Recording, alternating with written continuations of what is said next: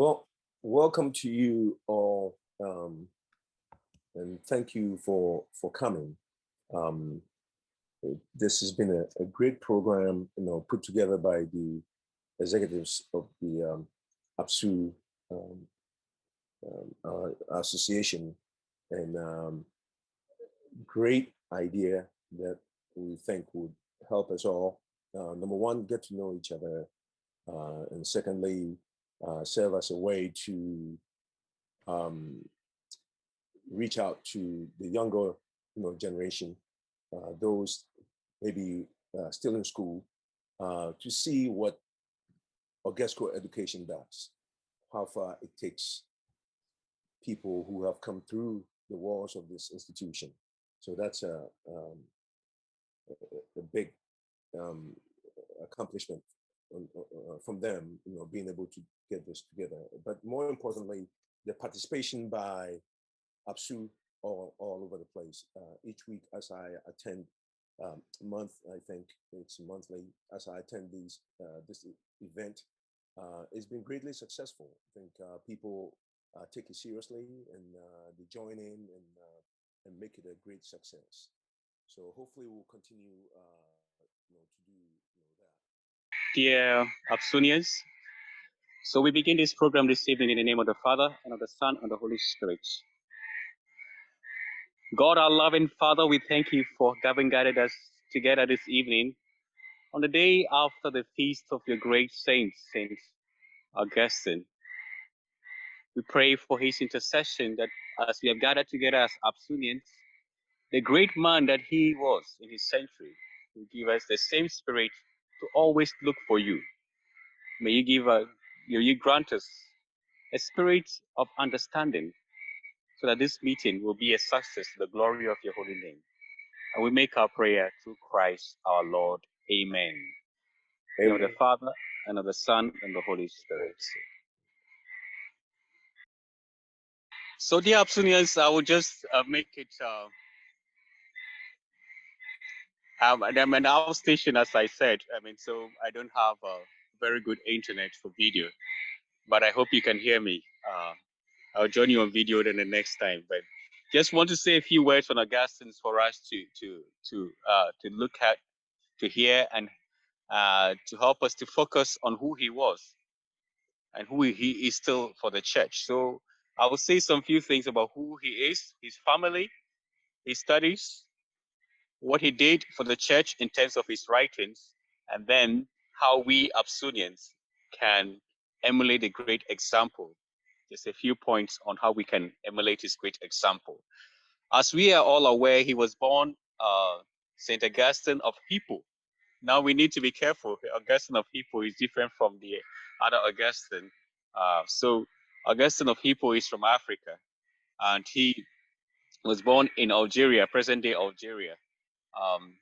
You should know Tagast. That's where we know him for. From November, he was born on November 13, 354, AD 354, and then he died on August 28, 430, 430. In the Catholic Church, the day a saint dies is that day is the day that he is. We normally recognize him in the calendar, so that's why 28th of August is Saint Augustine's feast day. So, knowing very well the connection between him and his mother, Saint Monica, the church has put Saint Monica's feast day on August 27th. So that's what we celebrated Saint Monica on August 27th. Who was he?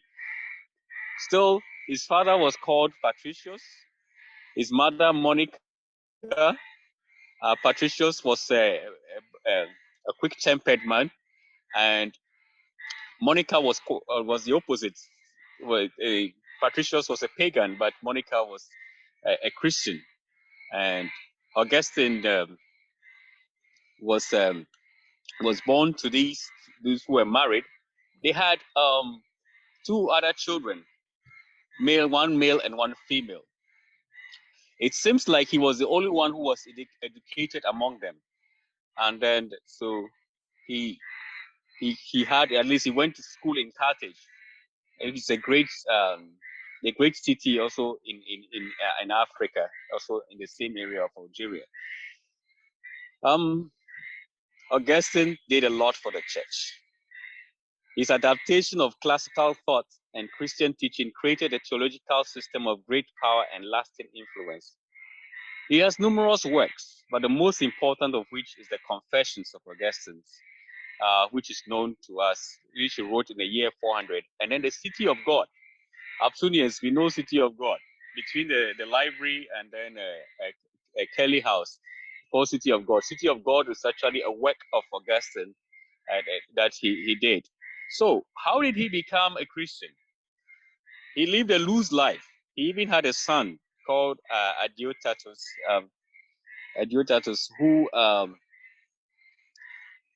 who he looked after. But this son died in his early age, in his teenage age, because of the loose life that Augustine lived.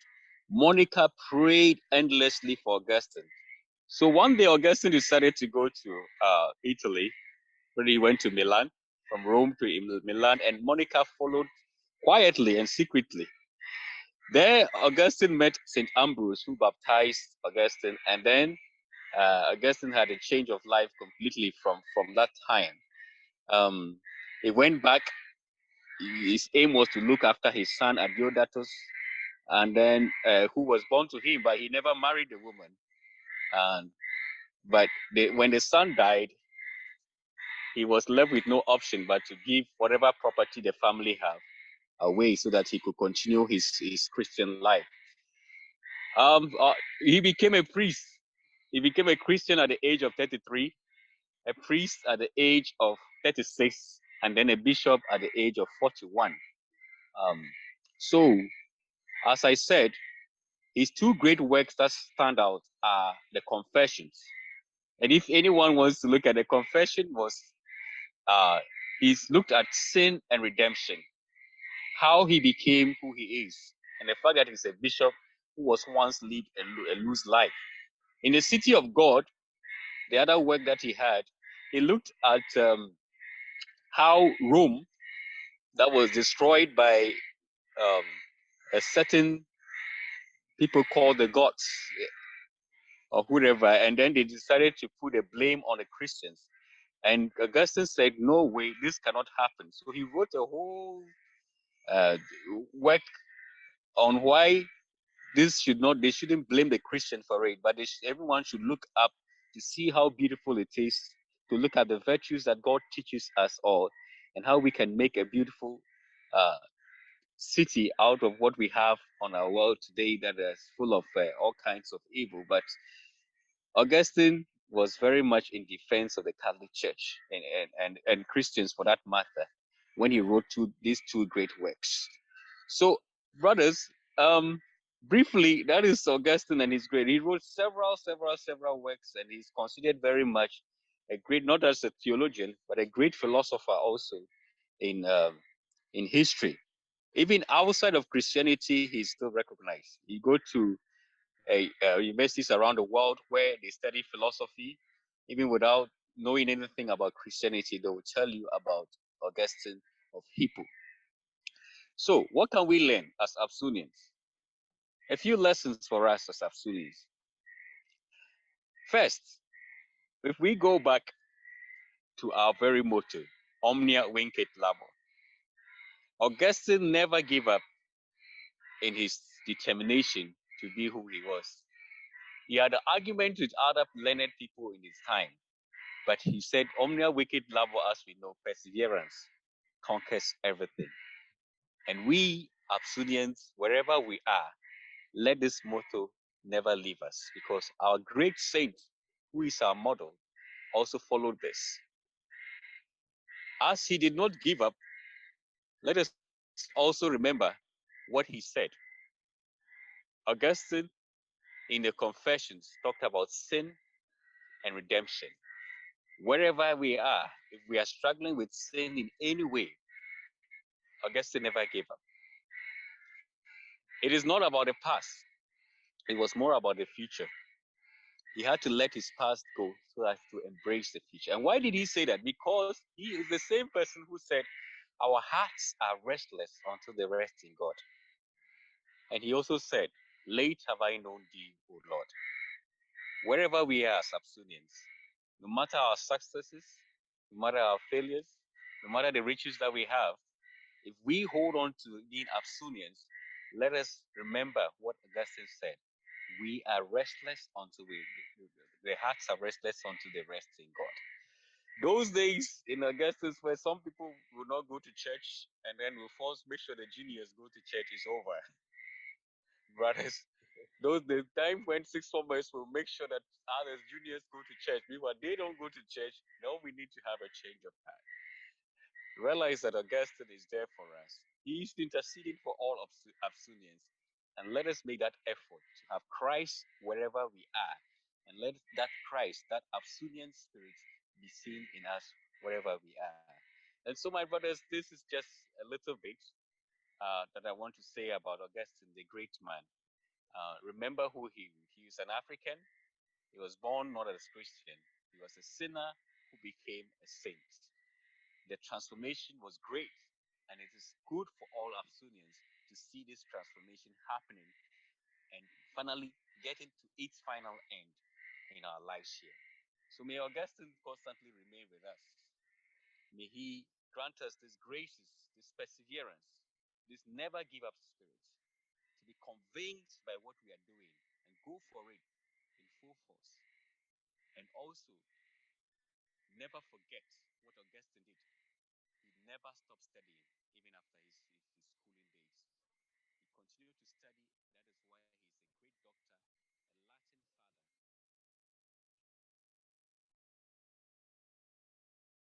Today, we are fortunate to have one of our own, Yaw Broni, who is a physician. I'll talk about that a little bit later. Gesco proud. St. Joseph's House. If there's any St. Joseph's house, APSU in the house, hey, that's one of your own as well, right?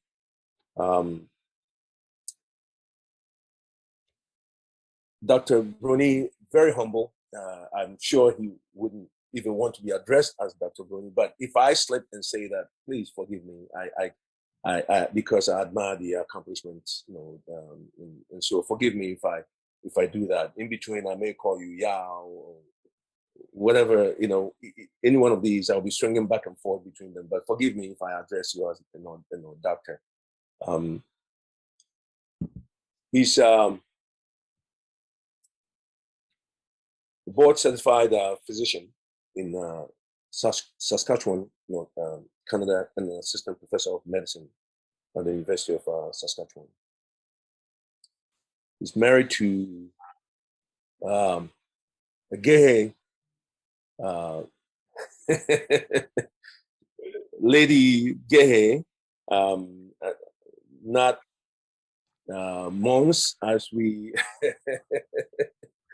Gesco wants to famously believe that we're all, we're connected somehow to the Mons, but he's married to a beautiful wife, Beatrice, and is blessed with two, beautiful daughters as well. He's also an assistant professor of family medicine at the University of Saskatchewan. A great accomplishment, Dr. Broni. His practice involves the following: emergency medicine, low risk obstetrics, clinical in-office practice, inpatient care, long-term care, and virtual care. Dr. Broni is a strong believer in the Gesco motto, perseverance conquers all. So he's living the Gesco motto himself. And his personal mantra is acting locally, impacting globally. Ladies and gentlemen, fellow Absunians, let's all welcome Dr. Yaw Broni. Thank you, sir. Thank you, Senior Francis. It's a pleasure and it's a great privilege to be called upon to speak to our fellow Absunians. I know a lot of them or a lot of us in North America precisely have great accomplishments. And I don't think I've been called here because of my accomplishments, because mine pales into insignificance when you compare it to other people. But it's just an opportunity for us to, interact, for a junior to speak to a senior like yourself. It's a great privilege. Thank you very much. And I'm looking forward to a wonderful conversation today. Thank you. And I'm I'm glad you made that point. The purpose of the North Star is to feature Augustinians or Absunians who have received the Augusco education and have made good use of that education. Goal being to encourage others, your peers, and also the others who are coming up. I think Augustine Abuchi mentioned earlier that in my conversation with him, that these events will be shared with students at the school. So it will serve as something that will definitely encourage them. Those who are still looking for pathways to, into different professions. Those who may, at some point, I think we all go through this, where maybe the semester gets a little tough, and you kind of wondering whether, whatever it is that you're doing, are you in the right direction? Is it for you and whatnot? So the journey that we share here will always serve as a way to encourage your peers, all of us, and then also those who are coming up, down the road. So I'm glad you mentioned that. We are always proud of any accomplishment by an Augustinian. We stand proud and want to congratulate in whatever field of endeavor that an Augustinian accomplishes something. We think it's a great thing. That's what the school set out to do. And so when we see it, we should definitely hold the people high and let others learn from it. So thank you for bringing that up. So this conversation we're going to have is, an attempt to do some of the things that we talked about, to create a path, for others to see how you've been able to do what you've done, how you've been able to use the Augusco education and the Augusco smarts, the street smarts of Augusco, to weave through life to get to where you are. So if you don't mind, I think it would be a great thing to learn a little bit about you before Augusco. For instance, what school did you attend? Where did you grow up? And a little bit of your personal experiences before Augusco. So I'm an out and out Cape Coaster. I grew up in Cape Coast, grew up along the shores, used to visit Bacano, Philip Kwaku Boys, that area. But I grew up in the Infanspim area. So Infanspim, Kotokraba, that area is where I grew up. And those who know Cape Coast very well, at Infanspim Junction, you will see that a man runs a shop where he sells, all sorts of things. From I said that my father sold everything apart from human beings. So anything you can find in a person's home, we had it there. So that is it. So I grew up there. So naturally I had to attend Infanspim. That was the thinking. I attended Flyers Gay School, as some of my seniors on this line also did, like Daniel Zagbin. At the time, Flyers, and I think still now, it was the best, school. It was a private school up and coming, but we had to interact with kids from places like the UCC community, but you are here coming from the typical street life. So staying at Kotokraba, you have to, after school, go sell some water to support the family. It wasn't a real necessity, but I think it was a principle my mom and my father were teaching me. So that was it. I attended Flowers Gay School. So if you go to Cape Coast right now, you will see that I attended that school from creche till I completed junior high school, and then moved to St. Augustine's College. Yeah. I see. What's the name of the school again? I lived in Cape Flowers, Coast. Flowers Gay Schools. Flowers Gay Schools. So I see. yeah, so at the time it was competing with university, GHS, Mary Queen of Peace, which was an out-and-out Catholic school, and we're getting a lot of candidates from there to St. Augustine's. In Fanspim Junior High School itself, Montessori, Harris School Complex. So those were the schools at the time, and I think that was what prepared me for St. Augustine's. I see. That's the first time I'm hearing about the school. I don't want to show my age, too much. If the beard doesn't, the gray beard doesn't already do that, but that's great. So great, Cape Coast raised, and quite surprisingly, you didn't go to and Fanspim, of course, we know why, Yeah. the orchestral education always wins, Yeah. right? So we're proud and glad to have you. The arriving on campus at Orgesco, I remember mine. September 22nd, 1972.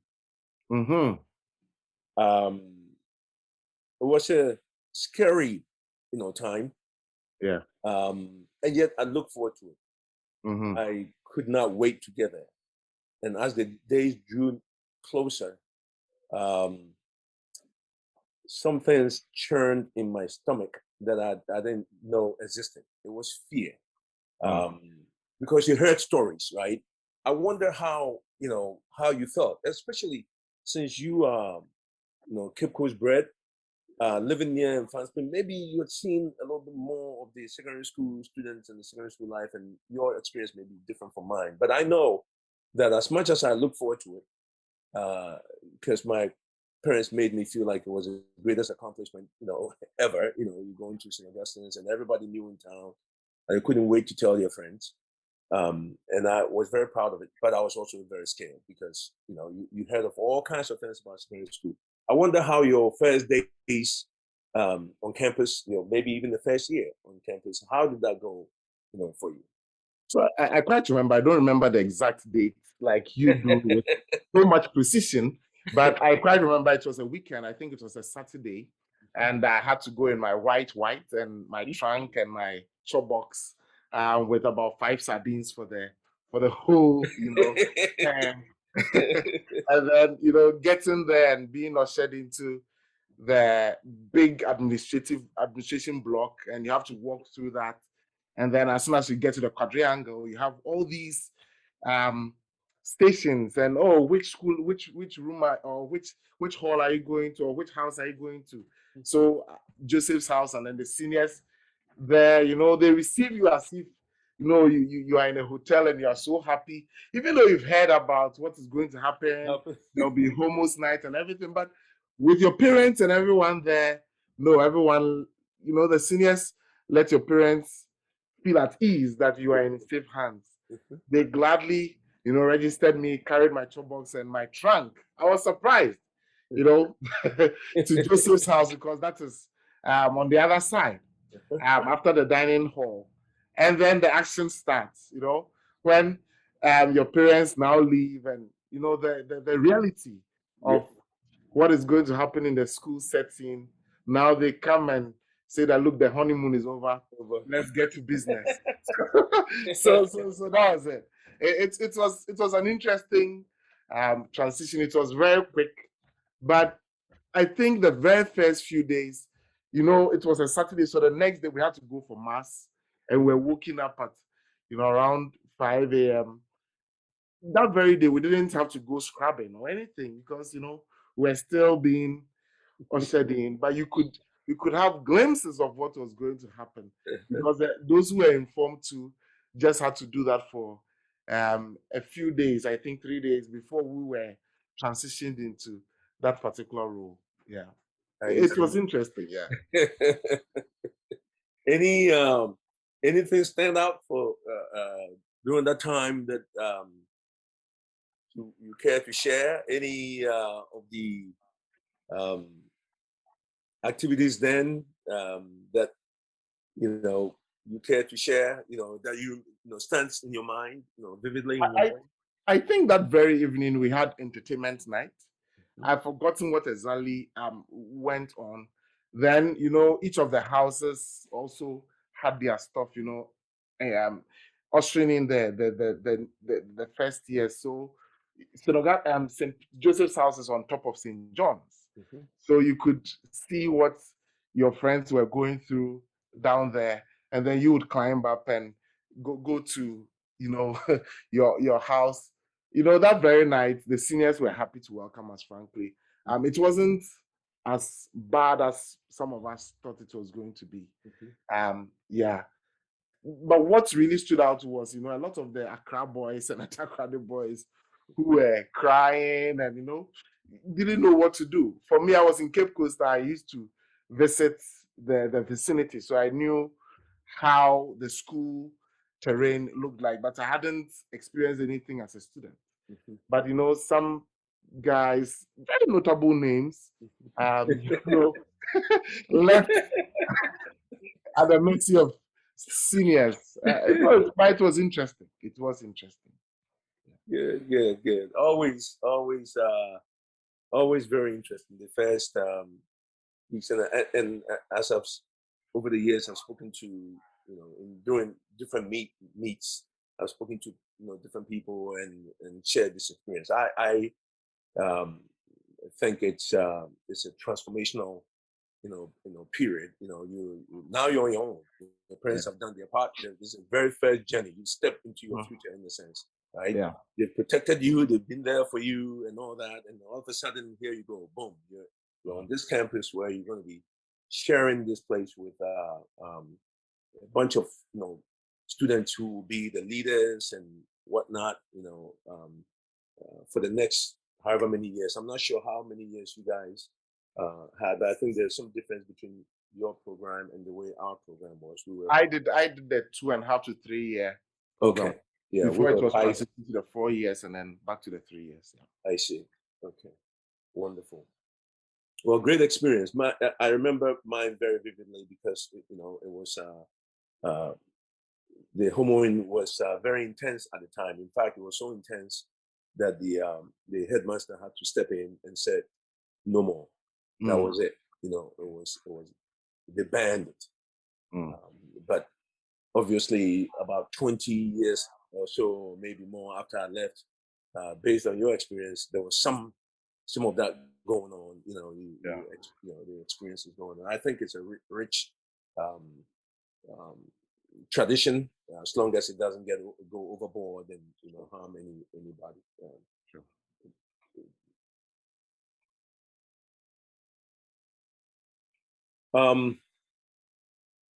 I'd like to know a little bit about your days at Odesco. Were you a very active, person on campus? For instance, there are people who were very introverted and didn't, participate much in campus, activities. Were you more of an extrovert? Were you into all these activities, maybe sports, um, club activities, and things like that? What kind of So student were you? I loved sports, but I wasn't a very athletic person. Okay. So yeah, so I enjoyed, those times. Some of athletes, Mame, Cyril Ferguson, all these great athletes. During my time, we had people like Brown and Yarrow. Yarrow was a long distance runner. He was in Science 5 at the time. Like, I really appreciated them. One sport I loved to do, but I wasn't very good at, was volleyball. But I didn't, I wasn't part of the school team or anything. It was just something I loved. One thing I was very involved in was music. So in my first year, I think first and second year, I was part of the school choir. I, for all intents and purposes, I was a soprano singer. I used to sing what we call treble. And then we also formed an a cappella group, and we used to sing at mass a lot. There was one group called the Sparrows. We were called the Heralds, and you know, it was a wonderful time. And I think earlier in first year, I also was part of the debating club, but I left, I dropped off when I later joined the National Science and Maths quiz team, and also left before I got to final year. So that was it. I think mainly it was mine wasn't the very active sports, but would always be at choir practice, you know, be in the music room, wear the green robe very gladly, and then we joined the Bakers Club, then joined the National Science and Maths quiz and left. And some of my colleagues went on to represent St. Augustine's College. So that was it. That's wonderful. It looks like you had quite a broad, experience, there from the quiz, club to the choir and all of that. Those things kind of open you up. I'm always, kind of interested in those things because I'm trying to find what makes us, how, when we go out with this education, is it only the education that guides us and makes us, or is it the total influence? I believe it is the total influence. All the things you do shape you so that when you get out there, it moves you through this world that awaits us outside of Augusta. So I'm not too surprised, with the list that you've provided. It looks like it's a very broad. You took advantage of the opportunities at Augusta. You didn't have to be the best singer, but you were part of it. You didn't have to be the best athlete, but you played. They made available these sports equipment and all of that, made it available. In our time, we did into halls or into houses. Was it still? Was this something that you guys were still doing? Interhouses was something we're still doing. But of course, Kelly House would always win because Kelly House would have a lot of the sports guys in that particular house. But we also won our fair share of some of the competitions because I remember in my dormitory, Dom C, we had a guy called Taste. I forgot. I think he was doing hurdles and some other track and field. So when it came to that, we would depend on him a lot. He was my senior, and yeah, I remember those days very well. But Kelly House had all these guys, Mame, Cyril Ferguson, all these great athletes. So they are representing Augusta. So during the inter houses as well, if they represent of course, they will win. But I think a lot of the houses also had some great sportsmen who represented them. But in all, even though I'm a Joseph's boy, I want to admit that during my time, Kelly House was known for winning all these great inter-house competitions. Thank you very much. As a proud Kelly House, boy, yeah, I did my share of it myself, and was one of the tennis players for the school as well as the region, and eventually part of the national junior tennis team. So it's something that I learned at Augusta and still is with me at my age, 62. I get on the court and I'm just as competitive as a even not, if not more competitive than when I was at Augusta. So it's something I've carried on to this stage. That's great. Yeah.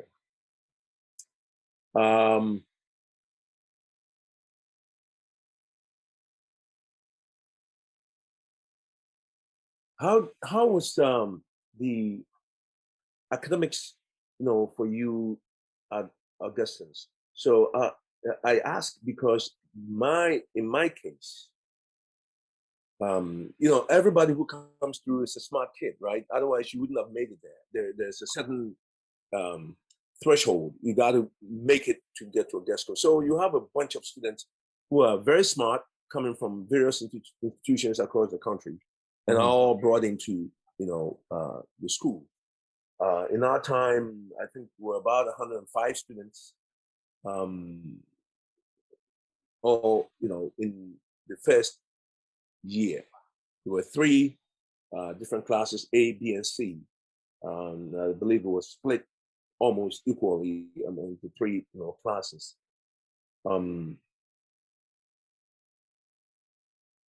I came in with a lot of confidence, and I'm sure, like you and many others, I felt, you know, pretty, you know, confident that I was going to hold my own. I actually thought I was going to be the best student, but that was not the case. It was it was a, you know, kind of a struggle,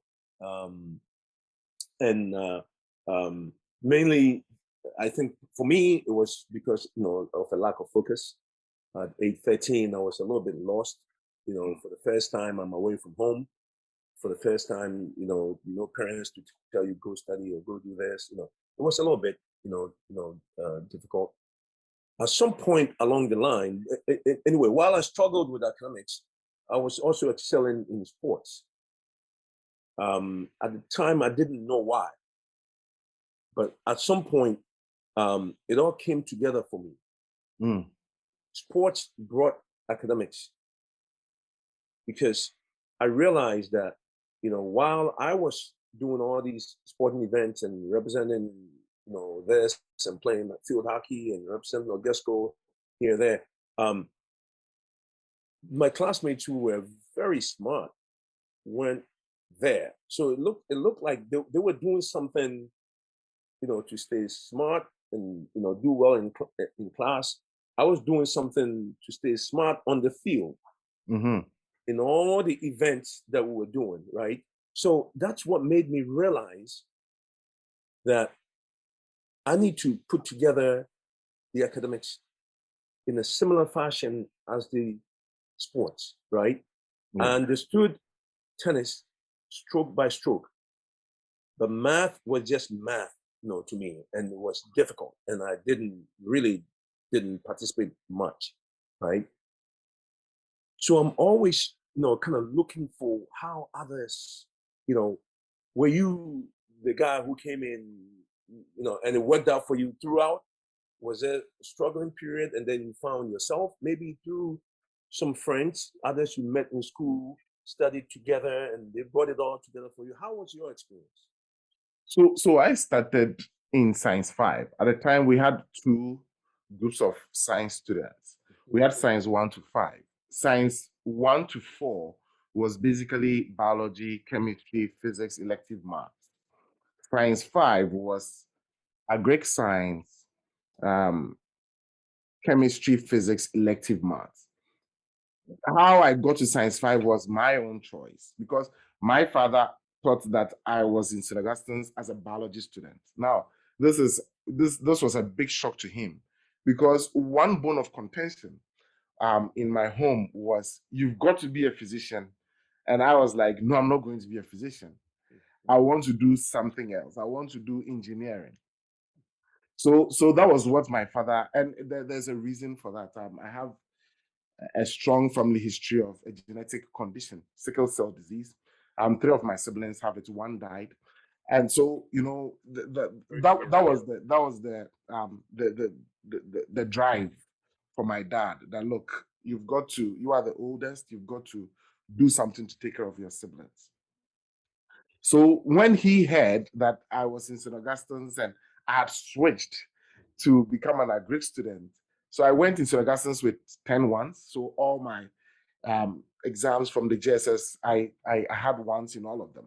And then I decided, I went to the counselor and told the counselor that, look, I'm afraid of blood, all sorts of funny, you know, things. So I don't even want to get onto that path to becoming a doctor. So I want to avoid biology. So I started off as an agric student.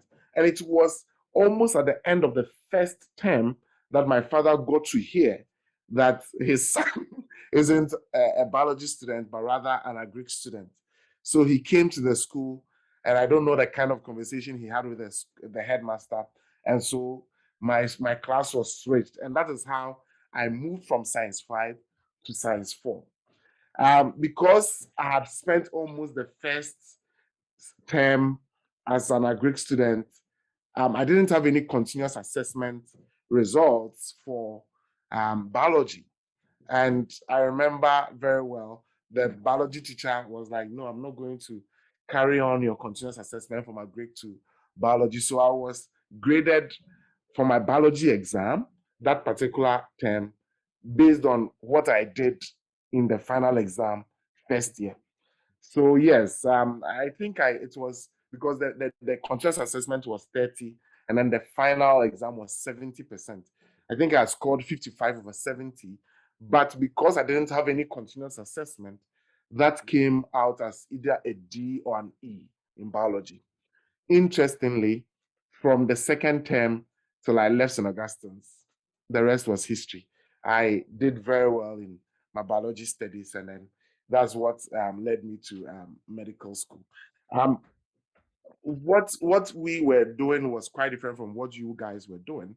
You would do, I hear you do so many courses, and I think after the third year, based on your performance, you were directed to the course you wanted to do. For our time, so the course they thought they directed you to the course they thought would be good for you based on your scores. Sure.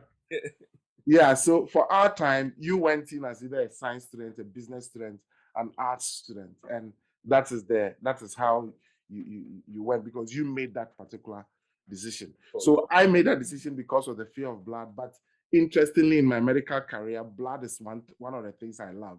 I really love seeing it, because for me, life is in the blood. And especially, someone comes into the emergency room for whatever reason, the person may have a laceration, sealing that, or maybe I remember when I was in Ghana delivering babies, seeing, that gush of blood, which counts the whole experience. It's something I loved. So my fear rather became my joy. Exactly. And then the other thing is I don't like doctors at all. I don't. Just for the fear of injections, like doctors and nurses know. But I love giving them.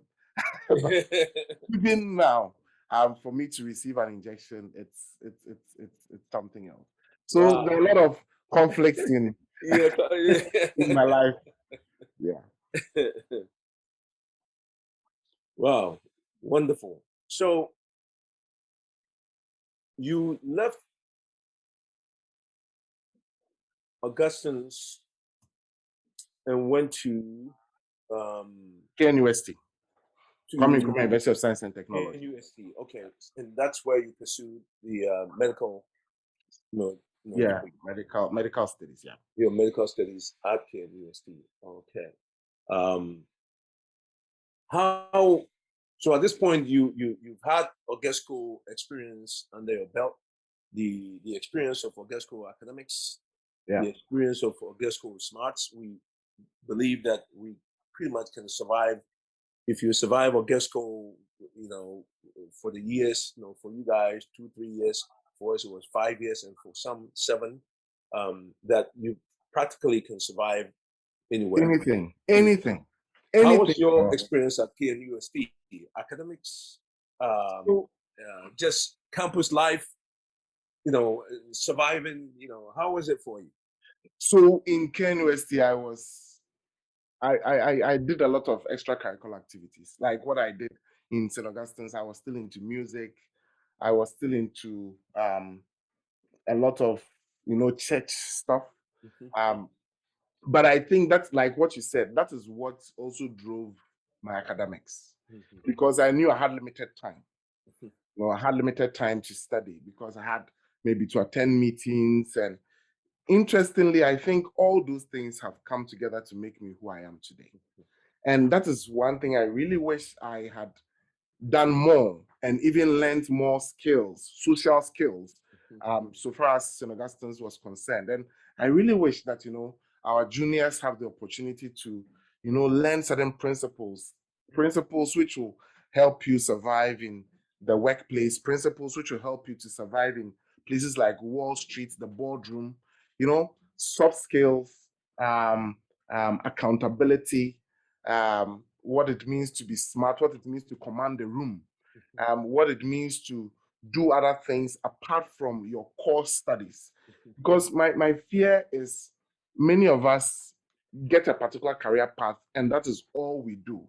And at times when there's a conversation outside that, we have no idea about, so for example, a lot of physicians, when it comes to finances, okay, let me give that to the financial experts, going the extra mile to read or to educate ourselves in another field outside what we are taught didactically in school is something that I've seen a lot of us lack. And I really wish I could go back to St. Augustine's. And if I went back to St. Augustine's again, with the experience I've had, yes, I think the emphasis on academics is overrated, frankly, because there are a lot of things you can do and still get those grades and still be able to build other aspects of your life.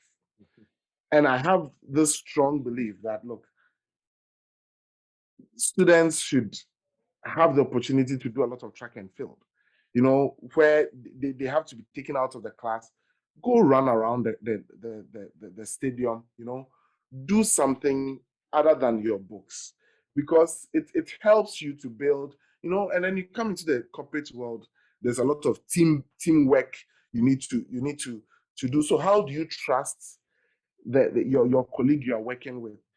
My fear is that a lot of us are book smart, but we are not street smart. But as life goes on, you realize that books can only get you this far. What can really propel you is, your relationship with people and how you can get things done, how you can convince people to go on a course with you, which I think, just reading the biology textbooks or the chemistry textbooks or the accounting textbooks, as good as they are, will not be able to get you to that particular level. And a lot of us get into the corporate world or the work life, and we are surprised and we are shocked, and we don't know how to handle, that co-worker who is so stubborn, that boss who is so demanding, because we thought that what makes us survive in the workplace is books. But then you realize that, yes, you will apply only about 5% of the things you study in the books. The rest is, as some people say, Isha Alliance vibes. How to, go around difficult situations and, still make your point known and still be held in a particular esteem, even though things are not going as planned. So for me, that is it. That's wonderful. Great. I like that. I'm glad you expanded on that. Obviously your Ogesco, the academics at Ogesco, from where you are, say, prepared you well, pursuing and achieving, your goals. And as you just mentioned, you wished they had been, somehow been able to bring in, other parts, have to bring in other parts, to make you whole, right? Expand, the knowledge base and beyond just the classroom. Were you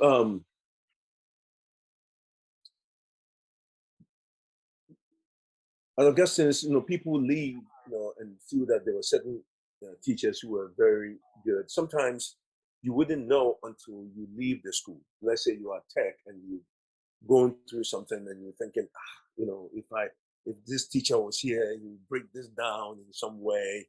While you were away from Augusto, did you have any such, boy, I wish I had this, still had this teacher, anything like that, any experience like that?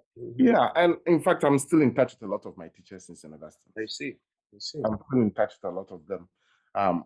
Names like Kekule come to mind. Mr. Emisa, he's still a chemistry teacher in St. Augustine's. We were the first batch of students he taught when he came from the university. Okay. And, organic chemistry was every science student's bane. Every science student's Goliath was organic chemistry. And in the final exam, I think there was the chemistry portions were broken into sections, and you had to deal with organic chemistry. And many of us, especially those who went on to do further studies in chemistry, will tell you that it's a lot of symbols and drawings and equations and tetra di, all sorts of things. And these are students who have no idea about that. Usually, organic chemistry was held till the last year. So you are about to get into your final year. You are about to get into your final exam. One key component of the exam hasn't been taught. And then this guy comes and, he teaches us the principles of organic chemistry. My goodness, every other candidate from every other class wanted to be in Kekule's chemistry class. Wow. And I want to use this opportunity to say a very big thank you to him. He's Mr. Emisa. He was a young man. He's still a very young man. And he took the fear of chemistry out of us. So wow. What happened was that when he finished, he used that particular 1 year to literally revise with us all that we should have done from first year to third year as well. Very committed guy.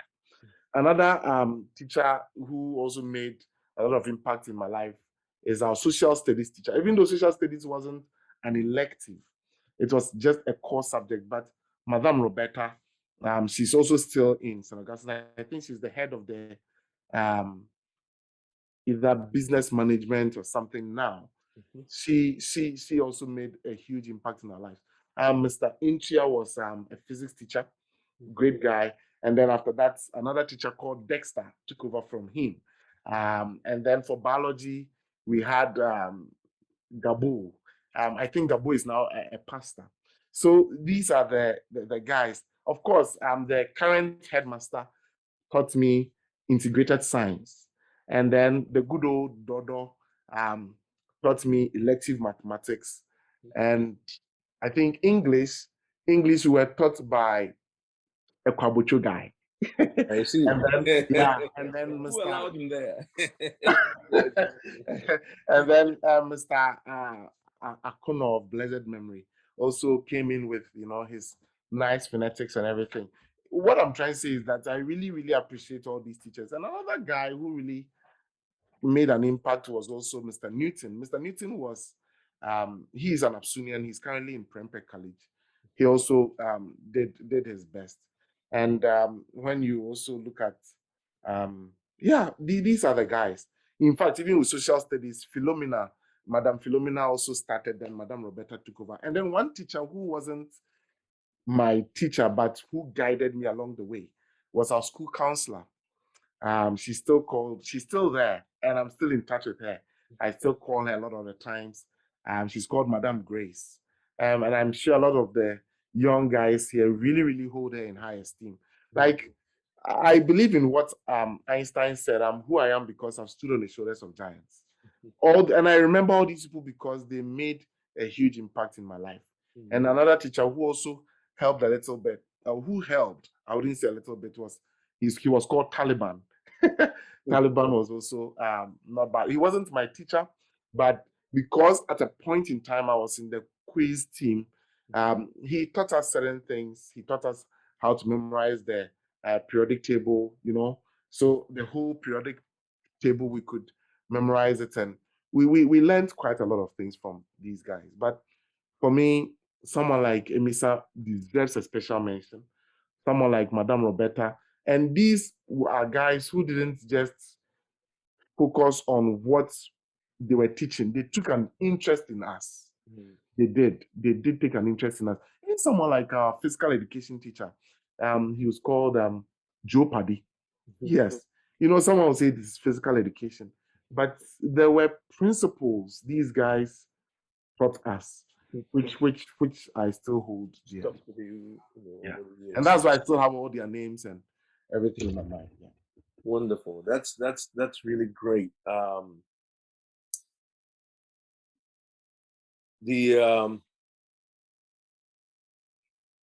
Any I think you've shared these experiences with these teachers and how they influence you and all that. I'm wondering if there are any activities you liked very well when you were at Gesco, perhaps even to the point, your music, for instance, you carried with you even to the university. Any other things that, were typical things that you picked up on the Gesco that you took along and maybe even, use, today? So we used to have this, they had debates during the morning assembly. Debates. Oh, really? Yes, during the morning assembly. And I remember either our health prefect or I've forgotten his portfolio very clearly, but I remember his alias or his guy name. He was called Doko Doko. The way these guys would come and stand in front of Teresa. So we used to have the assembly facing Teresa's hall. And then they stood on the stairs because Teresa's hall had these two stairs going this way. So the headmaster call that area the quadrangle? Is it? Yeah, the quadrangle. Okay. So the headmaster would walk majestically, Mr. Emisa, very revered. And we had all these seniors who come and debate with no scripts, debating ideas at morning assembly. And at times they took that to even entertainment. So entertainment, of course, we had times people would come and dance, people would come and do talent shows, but there were times people would also come and really have debates because they came from the debaters club. And it was an opportunity for people to share ideas and to cancel out other ideas others were presenting. In fact, the school the assistant school prefect who came after Zach Bentun, he's called Osafumafo. I think he's currently holding a position with Zipline, this company which uses drones. Yes. So these are the kind of leaders Ghana has, or St. Augustine's College has produced. And these guys would, the way they talked, the way they carried themselves about, Zach Bentum and his administration, I think, I've forgotten the school prefect at the time, a very tall gentleman, when the school prefect is coming, you don't go on the same path. You use so if it's coming from Teresa's, use the other side, because that is how we saw them, and I still respect them to this point.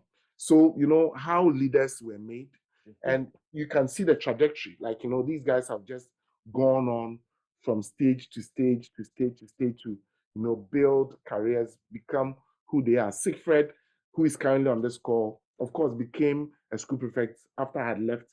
But you can see, his leadership. The leadership. Yes, his leadership style. And I think it all starts from St. Augustine's, and it goes on from there. Yeah. Wonderful.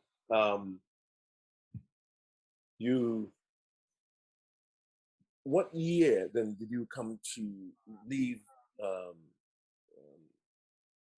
Ghana?